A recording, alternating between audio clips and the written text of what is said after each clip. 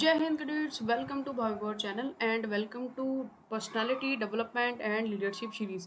पिछली वीडियो में हमने पढ़ा था कम्युनिकेशन के बारे में। एक बार क्विकली हम रिवाइज करते हैं एंड उसके बाद में आज उससे आगे का टॉपिक पूरा कवर कर लेंगे, ठीक है ना। तो क्या होती है भाई communication? Communication is exchange of idea, thoughts and opinion with one person और अदर। कैसे कैसे? बाय राइटिंग, जेस्चर्स और स्पीच या सिंबल्स, ठीक है। फिर वेज ऑफ कम्युनिकेशन, तीन वेज बताओ कम्युनिकेशन के: एग्रेसिव, पैसिव, असर्टिव। इनकी डेफिनेशन आपको याद हो गई होंगी आई गेस।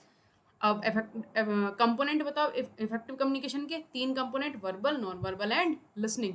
फिर कॉमन बैरियर कम्युनिकेशन के अंदर पे कौन कौन से: लिसनिंग बैरियर, स्पीकिंग बैरियर और अदर बैरियर, ठीक है। फिर कम्युनिकेशन गैप को रिड्यूस करने के तरीके, ये हम आज पढ़ने वाले हैं। तो कॉमन बैरियर तीन तरीके के होते हैं, जैसे कि मैंने आपको बताया था। कौन कौन से कॉमन बैरियर हो जाएंगे? या तो देखो, जैसे हम किसी से आराम से शांत होकर बैठ जाओगे जगह पे, आप जैसे 10 मिनट अपने बैठ देते हो ना वीडियो को, ये 10 मिनट यूटिलाइज किया करो पूरे। मतलब कि 10 मिनट बैठो तो बिल्कुल कंसंट्रेट होकर देख लो, ताकि चीज़ें समझ में आ जाए और पेपर में लिख पाओ उसके बारे में, ठीक है ना। तो रिलैक्स होकर बैठ जाओ, ठीक है। अभी देखो हम इसे पढ़ेंगे। लिसनिंग बैरियर मतलब क्या बोलते हैं, कम्युनिकेशन में सुनते वक्त कोई परेशानी। स्पीकिंग बैरियर, बोलने में कोई दिक्कत या कोई उससे अलग बैरियर हो रहा हो तो वो, ठीक है। इसके कुछ कुछ पॉइंट लिखने के लिए आ जाते हैं, तो आपको तीन चार पॉइंट याद होने चाहिए। सारे याद करने की जरूरत नहीं है, लेकिन अगर आप एक बार समझ लोगे तो आप तीन चार आराम से लिख पाओगे, बस इतना सिंपल होता है। तो सबसे पहला है लिसनिंग बैरियर्स। लिसनिंग बैरियर देखो, जैसे नाम से क्लियर हो रहा है, सुनने में आपको परेशानी हो स्पीकर की बात, वो कब होगी? जब आप, सबसे पहला है इंटरप्टिंग द स्पीकर।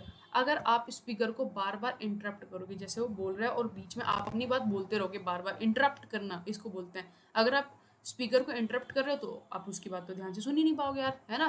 तो ये पहला पॉइंट हो गया। दूसरा पॉइंट बोल रहा है not maintaining and eye contact. आप स्पीकर से आई कॉन्टैक्ट ही नहीं कर रहे हो तो आप उसकी बात कैसे समझ पाओगे, है ना। आप कहीं और इधर उधर ध्यान है आपका, मतलब आप कंसंट्रेट नहीं कर रहे हो उसकी बात पे। इसका मतलब ये होता है सिंपल सा, है ना। Not maintaining and eye contact with the speaker, इससे आप सुन नहीं पाओगे उसकी बात ध्यान से। तीसरा देखो, rushing the speaker to complete what he say. Rushing the speaker to complete what he has to say. मतलब ये हुआ कि आप स्पीकर को ये बोल रहे हो कि जो भी आपको बताना जल्दी जल्दी बताओ, मेरे को जाने जल्दी जल्दी जल्दी से बता दो, ऐसे करके। तो स्पीकर खुद ही हड़बड़ा जाएगा, उसको समझ ही नहीं आएगा कि इसको कैसे समझाऊं, क्या बताऊं। तो उसको फिर से ऐसा परेशानी होगी आपको सुनने में, उसकी बात ही वो समझा नहीं पाएगा अच्छी तरीके से। ये पॉइंट समझ में आया कि rushing the speaker to complete what he has to say. जो बोलना चाहता है उसको बोल रहे भाई जल्दी जल्दी बता करके। क्लियर हुआ है पॉइंट? अगला पॉइंट देखिए, नेक्स्ट है making the speaker feel as he is wasting the time, the listener's time. अब आप ऐसा कर रहे हो, ऐसा फेस बना रहे हो गंदे से स्पीकर के सामने बैठ करके कि ऐसी उसको फीलिंग दे रहे हो कि तुम हमारा टाइम बर्बाद कर रहे हो, तो वो अपनी बात ठीक से कर पाएगा, वो पहले डिमोरलाइज हो जाएगा स्पीकर जो बोल रहा होगा, है ना। तब भी आपको लिसनिंग बैरियर एक तरीके का क्या है, making the speaker feel as he is wasting the listener's time. इनको बार बार से रीड करा करो, जैसे मैं बोलता हूँ साथ में रीड कर लिया करो ताकि आपको याद हो जाए। बात समझ आई? ठीक है, ये क्लियर हुआ। अगला पॉइंट देखो, being distracted by something that is not a part of ongoing communication. आप ऑनगोइंग कम्युनिकेशन का कोई पार्ट ही नहीं है, उस पे उसे देख के डिस्ट्रैक्ट हो रहे हो। जैसे फॉर एन एग्जांपल, जैसे ये वीडियो चल रही है, इसके आसपास में कोई नोटिफिकेशन आ रहा हो या इसके नीचे कोई वीडियो हो, अगर आप उन्हें देखने में लगे हो तो आप ऑनगोइंग कन्वर्सेशन के तो पार्ट ही नहीं हो रहे हो, आप कहीं और पे डिस्ट्रैक्ट हो रखे हो। तो आप कैसे बात समझ पाओगे, है ना। कैसे आपको बात सुनाई देगी या समझ में आएगी? अब कंसंट्रेट होकर देख रहे हो तो सब कुछ समझ में आ रहा होगा, है ना। बिल्कुल एकदम एक्टिवली सुन रहे हो तो याद ही बोल रही होंगी चीज़ें, समझ रहे हो? ठीक है, ये क्लियर हुआ point. Being distracted by something, ऐसी किसी चीज से डिस्ट्रैक्ट होना, that is not a part of ongoing communication, जो ऑनगोइंग कम्युनिकेशन का पार्ट ही नहीं है, उससे डिस्ट्रैक्ट हो रहे हो। क्लियर।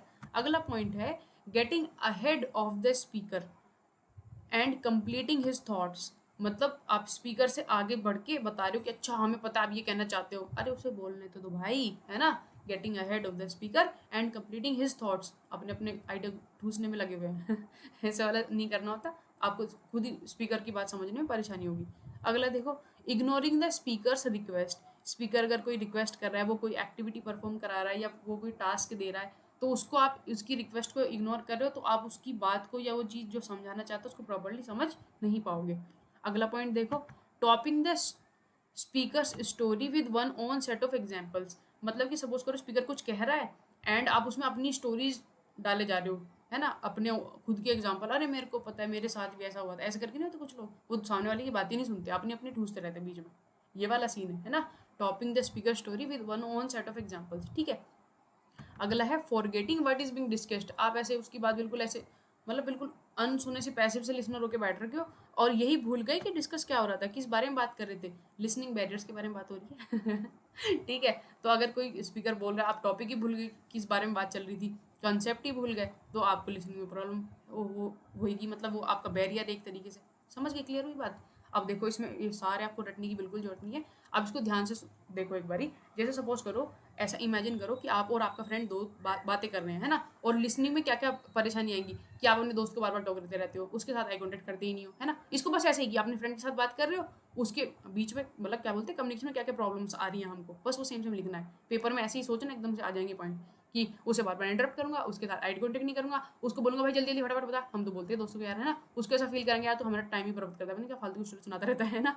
बार बार डिस्ट्रैक्ट हो रही हो किसी और चीज़ से। ठीक है। और बार बार उससे आगे जाने की कोशिश करते हो, उसके थॉट्स कंप्लीट करते हो, अरे हमें पता है तू क्या कहना चाहता है, ऐसे नहीं करते हैं। ठीक है। उसकी रिक्वेस्ट, अरे दोस्तों की रिक्वेस्ट कौन मानता है, उसकी रिक्वेस्ट भी नहीं मान रहे आप, है ना। उसके अपने अपने एग्जाम्पल बताए जा रहे हो उसको, और लास्ट में हमें पता ही नहीं बात भी किस बात पे हुई थी, 1 घंटे से बात करें समझ ही नहीं आ रहा बात किस बात पे हुई थी, है ना। तो इस वाले को जैसे आपको पेपर में लिसनिंग बैरियर आए, तो आपको अपने दोस्त के बारे में सोचना है कि मैं अपने फ्रेंड से जब बात करता हूँ तो मुझे कैसे कैसे परेशानियों का सामना करना पड़ता है। जैसे ही आप अपने फ्रेंड के बारे में सोचोगे, आपको इसका आंसर के पॉइंट्स मिलते चले जाएंगे, 4-5 पॉइंट एकदम याद हो जाएंगे। ट्रिक कैसे लिखी मस्त। चलो आगे देखते हैं।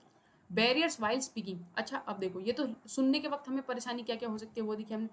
अब स्पीकिंग बोलते वक्त क्या परेशानी हो सकती है वो देखिए। पहला है अनक्लियर मैसेज। मैसेज ही अनक्लियर है। अनक्लियर मैसेज, आपको मैसेज ही समझ नहीं आया, आप उसे डिकोड ही नहीं कर पाए, तो आपको समझ में नहीं आएगी बात क्या हुई थी। ठीक है। Lack of consistency in the communication process. अब देखो कोई आपको बात बता रहा है, अब एक सिस्टमैटिक वे से कोई चीज़ बताई जा रही है तो आपको समझ में आती है कि हाँ ये ऐसे बोला जा रहा है, ऐसे स्पीकर ये समझाना चाह रहा है ना। अगर वो कंसिस्टेंसी ही नहीं है, लगातार कभी कुछ बता रहे कभी कुछ बता रहे, है ना, तो आप समझ ही नहीं पाओगे, तो उससे परेशानी होती है। होता ना कई बार ऐसा कुछ लोग करते हैं, पता नहीं क्या क्या बता रहे होते हैं। अगला है इनकम्प्लीट सेंटेंस और मम्बलिंग ऑफ वर्ड्स। मतलब कि सेंटेंस जो है उनको आधा अधूरा बोल रहे हैं और आधे शब्द मुंह में ही खा ले रहे हैं, ये परेशानी होती है। ठीक है। इससे आप स्पीकर की बात कैसे समझोगे भाई, है ना। अगला है नॉट अंडरस्टैंडिंग द रिसीवर।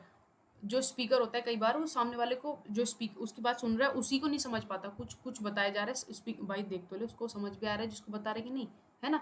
तो रिसीवर को समझ ही नहीं रहा है ना। Poor eye contact, poor eye contact, तो ये तो तुम आंख बंद करके हर किसी में लिख देना, सबके लिए सही है ना। पुअर आई कॉन्टैक्ट मेंटेन कर रहे हो, तो ये स्पीकर वाले समझ में आए, स्पीकिंग बोलते वक्त, है ना। अनक्लियर मैसेज, कंसिस्टेंसी नहीं है, मम्बलिंग ऑफ वर्ड्स हो रहा है, रिसीवर को नहीं समझ रहे, पुअर आई कॉन्टैक्ट, है ना। 3-4 बार डिवाइस रिपीट करोगे याद हो जाएगा। क्लियर हुआ? अगले देखो अदर बैरियर्स, ये इतना इंपॉर्टेंट नहीं है, एंड ये ऊपर वाले ज़्यादा इंपॉर्टेंट है। लिसनिंग बैरियर पूछते हैं बार बार, स्पीकिंग बैरियर पूछते हैं बार बार, बहुत बार इनके क्वेश्चन आ रखे हैं। दिस इज नॉट, मैं ये नहीं कह रहा हूँ पेपर में नहीं आएगा ये वाला। ये कह रहा हूँ कि इतना ज़्यादा इंपॉर्टेंट नहीं है, बस इस चीज़ को देखना है ना।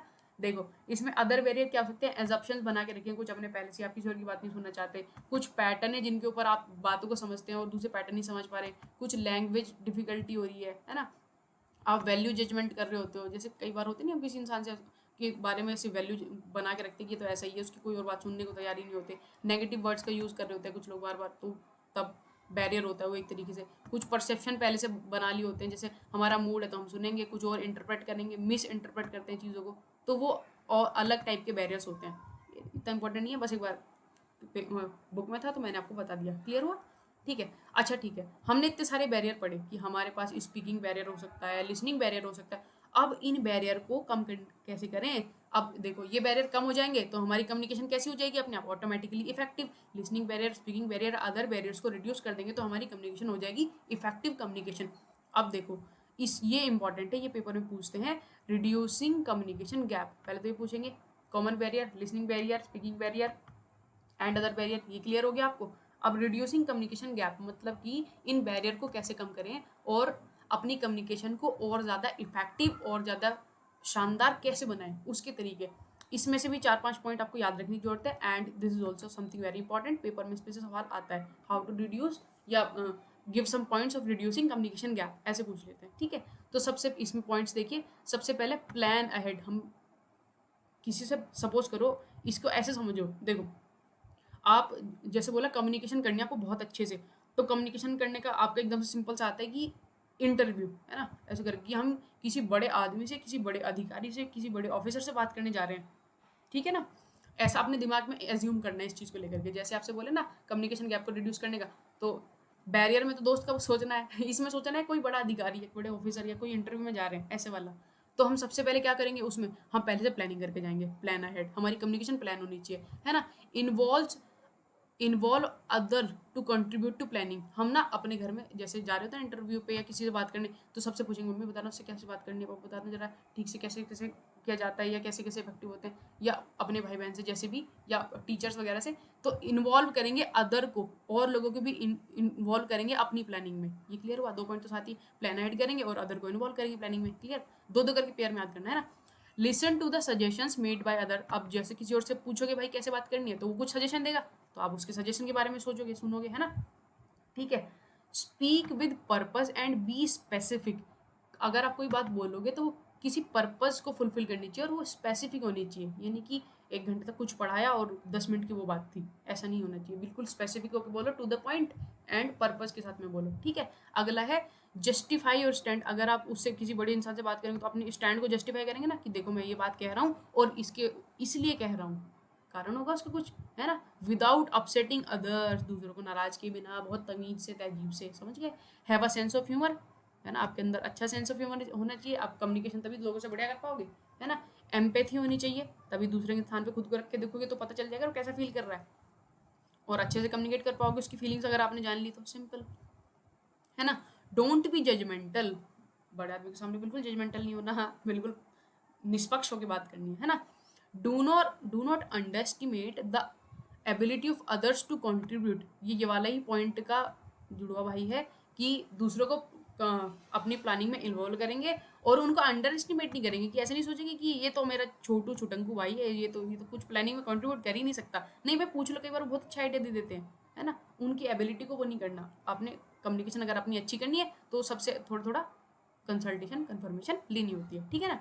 अगला है ऑब्जर्व बॉडी लैंग्वेज। अगर आप किसी से, ये नॉन वर्बल कम्युनिकेशन के अंदर आता है, किसी से अच्छे से कम्युनिकेट करना चाहते हो तो उस पर्सन की बॉडी लैंग्वेज ऑब्जर्व करो, है ना। किसी बड़े इंसान से बात कर रहे हो ना, तमीज से चालाकी से बात करना सीखो, यही है वो समझ गए। अगला है be transparent to inform other the planned activities. अगर आप किसी टीम वगैरह में बात करने जा रहे हो तो बिल्कुल उनको ट्रांसपेरेंट रहो, उनको अपनी पूरी प्लानिंग एक्टिविटी बता दो, एंड उनका फीडबैक लेना भी बहुत इंपॉर्टेंट है। देखो कितनी इंपॉर्टेंट टर्म है ये, फीडबैक वाली टर्म इंपॉर्टेंट हो गई, बॉडी लैंग्वेज इंपॉर्टेंट हो गया, अंडर एस्टिमेट नहीं करना, नॉन जजमेंटल इंपॉर्टेंट। ये की टर्म्स पेपर में लिखना, एकदम पूरे नंबर मिलते हैं, है ना। Make modification in the plan. अगर कुछ प्लान में अच्छी चीज़ें मिल रही हैं तो उसको मॉडिफाई भी कर देंगे, सिंपल, है ना। जो the words yes and no are very powerful. ये हाँ ना, ये जो छोटे छोटे शब्द होते हैं ना बहुत पावरफुल होते हैं, इनको बहुत अप्रोप्रिएटली आपने यूज़ करना है। क्लियर हो गया? अब इसमें 4-5 पॉइंट किसको, कौन कौन घूम चुके जिसको याद नहीं रहेंगे, ये तो याद रह ही जाएंगे ना भाई। देखो आप जैसे जैसे रिड्यूसिंग कम्युनिकेशन गैप आपके दिमाग में आपने इमेजिन किया कि हमको किसी बड़े इंसान से बात करने जाना है ना। अब हम पहले से प्लान करके जाएंगे, दूसरों से पूछेंगे, प्लानिंग में दूसरों कंट्रीब्यूशन भी लेंगे, उनसे जो सजेशन होंगे उनके सजेशन को सुनेंगे, लिसन टू देयर सजेशंस, अपनी बात को बिल्कुल बिल्कुल पर्पसफुली और स्पेसिफिकली बोलेंगे। ठीक है ना। अपना स्टैंड को जस्टिफाई करेंगे, जस्टिफाई योर स्टैंड, मैं गोले करो ना, टर्म्स बहुत इंपॉर्टेंट है। सेंस ऑफ ह्यूमर भी रखेंगे ताकि उसे इंटरेस्ट आए बात करने में, नहीं कि बात घोंचू की तरह बोलते जा रहे हैं। एम्पैथी होनी चाहिए, इसकी फीलिंग को समझेंगे, नॉन जजमेंटल होंगे, अंडरस्टिमेट नहीं करेंगे दूसरे की एबिलिटी को कंट्रीब्यूट करने की, बॉडी लैंग्वेज ऑब्जर्व करेंगे दूसरे की कम्युनिकेट करते हुए ताकि अच्छे से कर पाएँ, फीडबैक लेंगे दूसरे का ताकि हमें पता रहे कि हमने कई सी बात करी थी, है ना। मॉडिफिकेशन करेंगे प्लान में अगर रिक्वायर्ड हो, और येस एंड नो जैसे शब्दों को बहुत केयरफुली यूज़ करेंगे। मेरे ख्याल से क्लियर हो चुका होगा, बिल्कुल क्रिस्टल क्लियर हो चुका होगा, है ना। कोई भी परेशानी नहीं यहाँ तक में। 3 बैरियर समझ में आएगी, listening barrier, speaking barrier, other barrier, and उन बैरियर्स को हम कम कैसे करेंगे, ये भी आपको पूरा क्लियर हो चुका। पूरी वीडियो एकदम मस्त क्लियर, पेपर में आएगा तो आराम से लिख लोगे, कोई प्रॉब्लम नहीं होगी। अच्छा, मेरे को कमेंट बॉक्स में बता देना किसी और टॉपिक में अगर कोई दिक्कत हो रही है, तो वो टॉपिक आप कमेंट बॉक्स में मेरे को लिख सकते हो, मैं उस पर अलग से वीडियो बना देनी है मैंने। ठीक है ना। चलो, इस वाली सीरीज़ के नेक्स्ट पार्ट कल आएगा, तब तक के लिए इसको रिवाइज करना, एंड तब तक के लिए जय हिंद,